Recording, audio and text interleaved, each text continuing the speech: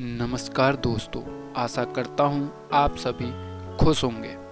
दोस्तों, क्या हो अगर आप सही हो लेकिन आपकी बातों को नकार दिया जाए, आपसे आपके सपने छीन लिए जाएं, आपकी मेहनत को बर्बाद करने की कोशिश की जाए, परंतु फिर भी आप इन सब से लड़कर अपने को सही साबित कर दें।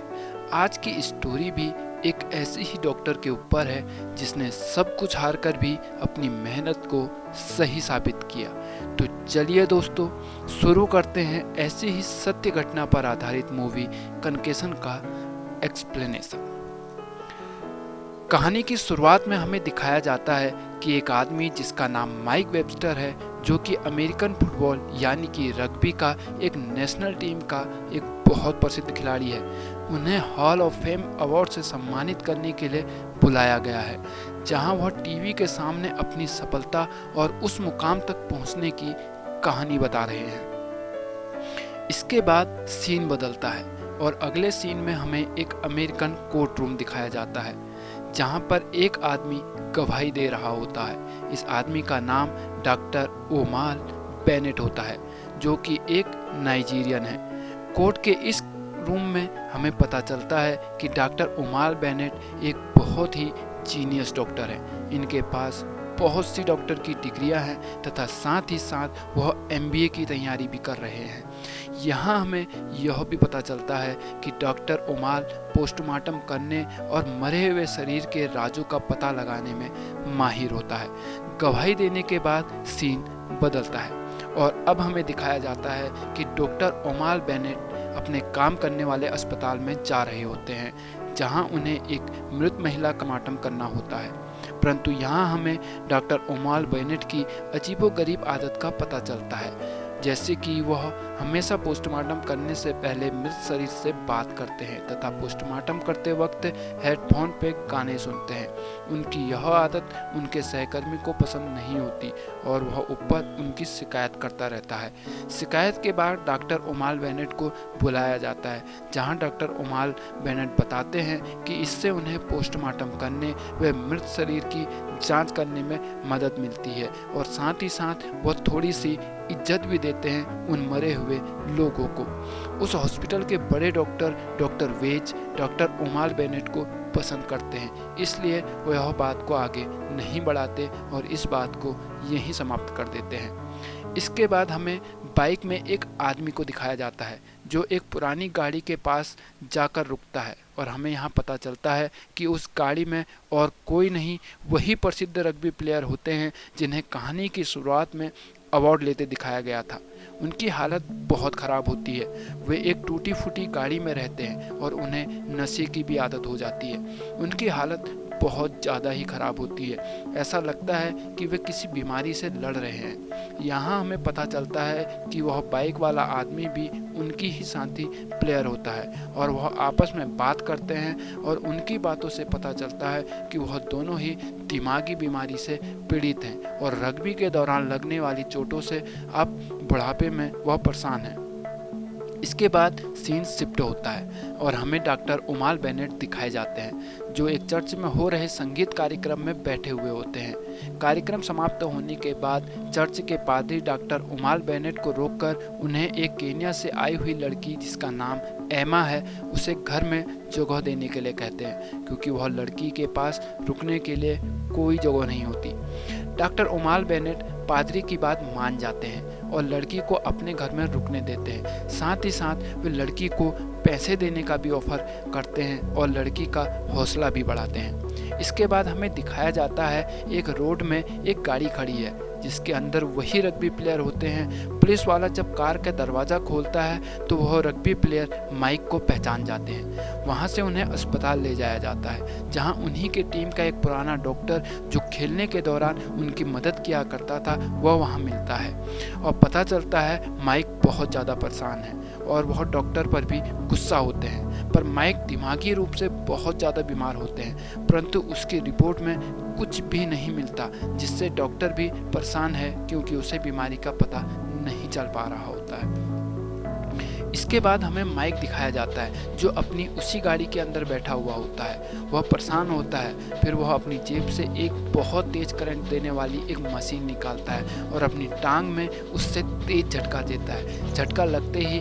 माइक का सर एक तरफ लटक जाता है और उसके बाद हमें डॉक्टर अमोल के घर की टीवी दिखाया जाता है जिसमें खबर चल रही होती है कि माइक ने खुदकुशी कर ली है। और हमें पता चलता है कि कल रात अपनी गाड़ी में माइक ने अपने को करंट के झटके देकर अपनी खुदकुशी कर ली है। अगले सीन में हमें पता चलता है कि माइक के शरीर का पोस्टमार्टम करने के लिए डॉक्टर बेनेट को ही चुना गया है, परंतु वह माइक के बारे में कुछ नहीं जानते क्योंकि डॉक्टर बेनेट नाइजीरिया से आए हैं और उन्हें अमेरिकन फुटबॉल में कुछ खासा दिलचस्पी नहीं है। जब यह बात उनके सहकर्मी को पता चलती है तो वह नाराज हो जाता है। माइक का पोस्टमार्टम शुरू किया जाता है जहां पर डॉक्टर बेनेट को वही अजीबोगरीब आदत अपनाते हैं और गाना सुनते हुए डेड बॉडी से बात करते हुए पोस्टमार्टम करते हैं। पोस्टमार्टम करने के बाद डॉक्टर बेनेट को कुछ अजीब सा महसूस होता है क्योंकि पोस्टमार्टम में मृत्यु का कारण दिमागी चोट नहीं होती। पोस्टमार्टम से बेनेट को पता चलता है कि वे पूर्ण रूप से स्वस्थ थे। वे उनके दिमाग का भी निरीक्षण करना चाहता है पर वहाँ भी वह कुछ नहीं पाते, परंतु उन्हें एक बात बहुत ज़्यादा परेशान कर रही होती है कि बिना किसी दिमागी चोट के एक स्वस्थ आदमी 6 महीने के अंदर पागलपन तक की उस हद तक कैसे पहुंच गया जहां उसने खुद की ही जान ले ली। वे इस मिस्ट्री को सॉल्व करना चाहते हैं तो वे फैसला करते हैं कि वे माइक के दिमाग का टेस्ट कराएंगे, परंतु उनके सहकर्मी को उनकी यह बात पसंद नहीं आती। वो नहीं चाहता कि माइक के शरीर के साथ और भी कोई हरकत की जाए क्योंकि बेनेट का सहकर्मी माइक को एक हीरो मानता था तथा उनकी बहुत इज्जत करता था। दिमागी टेस्ट की बात सुनकर बेनेट और उनके सहकर्मी के बीच बहुत तेज बहस हो जाती है और सहकर्मी बेनेट से कहता है कि हमारे पास माइक के टेस्ट कराने के लिए पैसे नहीं हैं। तो बेनेट फैसला करता है कि वह खुद के पैसों से माइक के दिमाग का टेस्ट कराएगा और माइक की मृत्यु की मिस्ट्री को सुलझाएगा। अब हमें दिखाया जाता है कि एमा की भी नौकरी लग चुकी है। अब वह एक ओल्ड एज होम में खाना बनाने का काम करती है। इसके बाद बेनेट रात दिन एक कर देता है माइक की मृत्यु का कारण जानने के लिए। वह दिन रात मेहनत करता है, अपने पैसों से वह जांच करता है, यहाँ तक कि उसे रग्बी यानी कि अमेरिकन फुटबॉल के बारे में कुछ पता नहीं होता। फिर भी वह सैकड़ों फुटबॉल मैचों की वीडियो देखता है, फील्ड में खुद जाकर रग्बी प्लेयर्स की ट्रेनिंग को समझता है। कुल मिलाकर वे माइक की मौत का कारण जानने की कोशिश करता रहता है और उसके लिए वह दिन रात मेहनत करता है और जांच के लिए अपने हजारों डॉलर खर्च कर देता है जो कि उसकी खुद की मेहनत की कमाई होती है। और आखिरकार उसे उस कारण का पता चल जाता है जिस कारण माइक की मौत हुई है। और जो कारण डॉक्टर बेनेट को पता चलता है वह पूरी तरह से अमेरिकन फुटबॉल इंडस्ट्री को हिलाने वाला होता है। असल में डॉक्टर बेनेट को पता चलता है कि जब रग्बी प्लेयर एक दूसरे से बॉल को छीनने के लिए टकराते हैं, एक दूसरे को टक्कर मारते हैं, तो उनके दिमाग में छोटी छोटी चोटें लगती रहती हैं जो स्कैन या जिंदा रहते हुए पकड़ में नहीं आती। लेकिन समय गुजरने के साथ साथ खिलाड़ियों के दिमाग में एक प्रोटीन दिमाग की नसों में ब्लैकेज पैदा करने लगता है जिससे खिलाड़ी बहुत जल्दी पागलपन की हद तक पहुंच जाता है और एक दिन खुद की ही जान ले लेता है। अपनी इस जानकारी को लेकर डॉक्टर बेनेट एक बहुत बड़े डॉक्टर के पास जाते हैं जिनका नाम डॉक्टर स्टीव होता है। वहाँ डॉक्टर बेनेट अपनी पूरी जानकारी डॉक्टर स्टीव को बताते हैं और बताते हैं कि अगर इस बारे में कुछ नहीं किया गया तो भविष्य में और भी खिलाड़ी इसी तरह पागल होते जाएंगे और अंत में मौत को गले लगा लेंगे।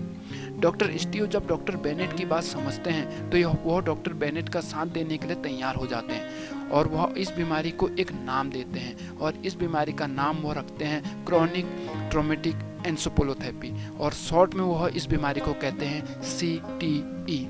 डॉक्टर स्टीव के साथ मीटिंग खत्म होने के बाद डॉक्टर बेनेट अपने घर वापस आ जाते हैं और वह एमा को बताते हैं कि उनकी मीटिंग सक्सेसफुल रही है और वे रिसर्च को पब्लिश करने को तैयार हैं। तो इस बात से खुश होकर दोनों इस सक्सेस को सेलिब्रेट करने के लिए पब में चले जाते हैं जहां वे एक दूसरे के करीब आ जाते हैं और मन ही मन एक दूसरे को पसंद करने लगते हैं।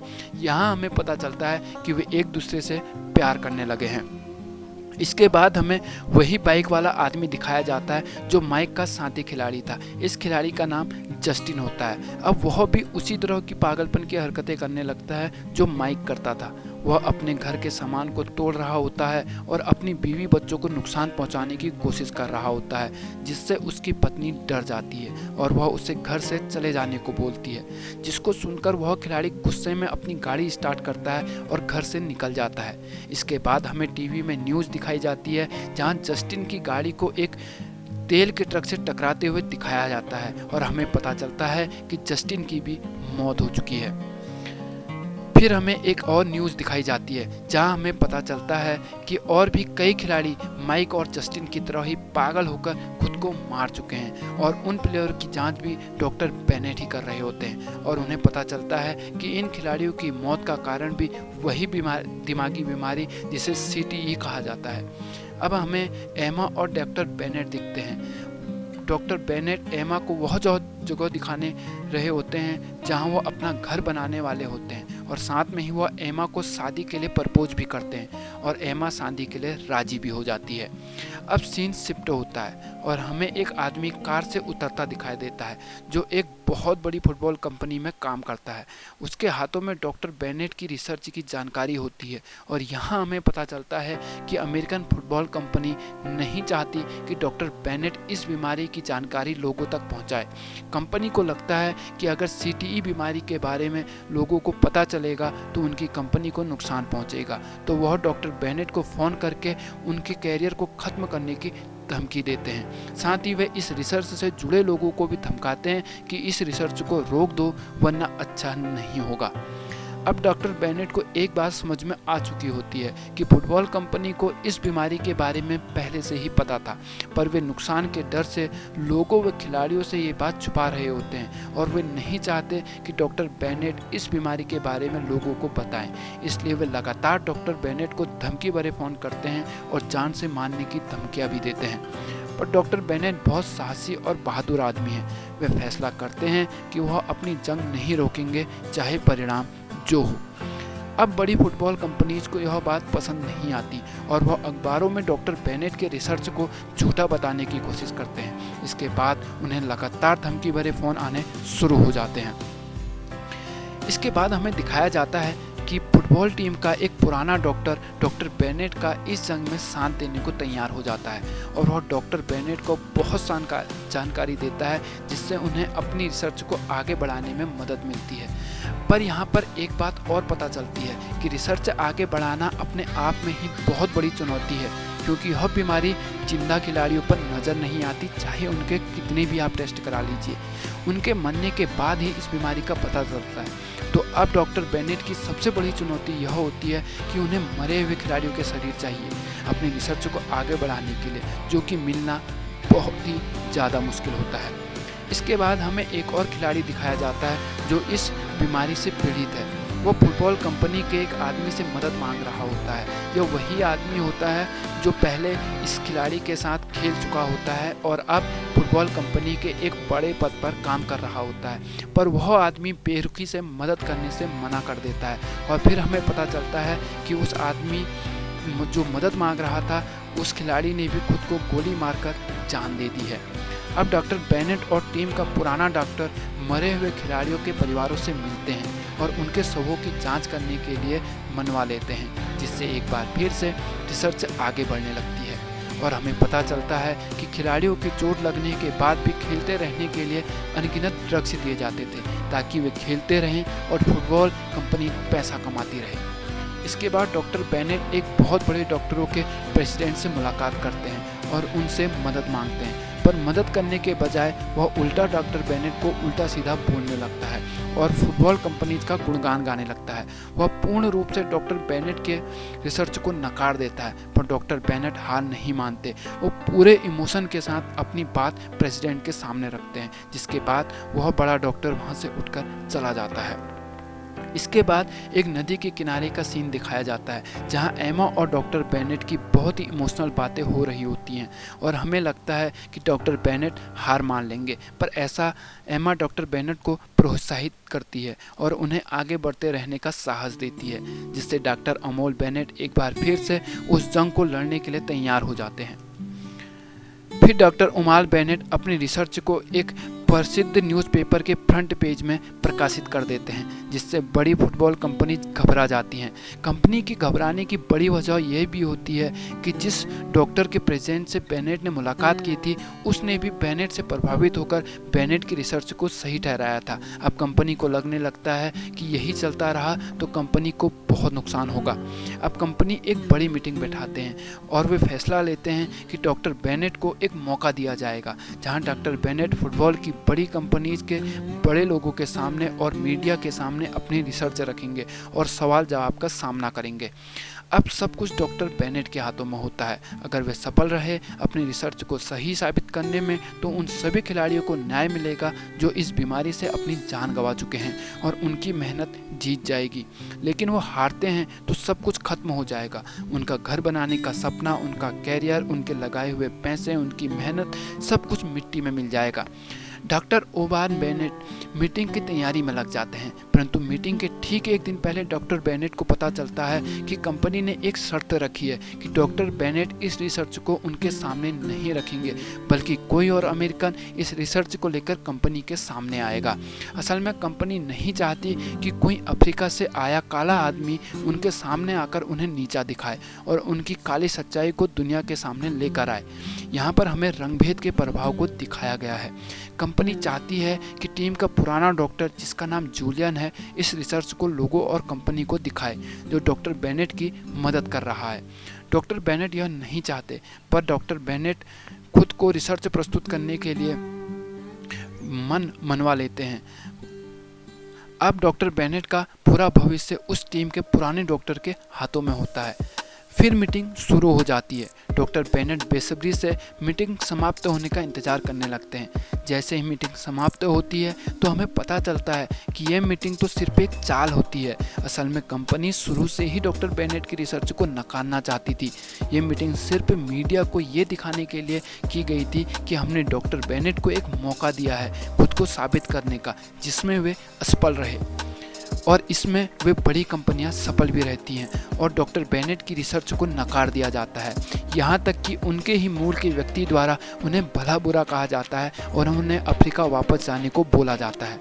अब बेनेट अपने घर पर होते हैं, जहाँ वे बहुत निराश हो चुके होते हैं और हमें पता चलता है कि वे पिता बनने वाले होते हैं। वे अपने बच्चे से बातें करते हैं और ईश्वर से उनकी मदद करने को बोलते हैं, परंतु यहाँ बेनेट पे और मुसीबतें आने वाली होती हैं। हमें पता चलता है कि अब वे बड़ी फुटबॉल कंपनीज बेनेट और बेनेट का साथ देने वाले लोगों पे झूठा इल्ज़ाम लगाकर उन्हें जेल भेजकर उनसे बदला लेना चाहती हैं और बेनेट को अमेरिका से बाहर करना चाहती हैं। साथ ही साथ एमी पे भी नज़र रखी जाती है और उसका पीछा किया जाता है, जिससे एमी बहुत डर जाती है। और फिर हमें दिखाया जाता है कि जो बच्चा एमी के पेट में था, यानी कि बेनेट का बच्चा, वह भी मर जाता है।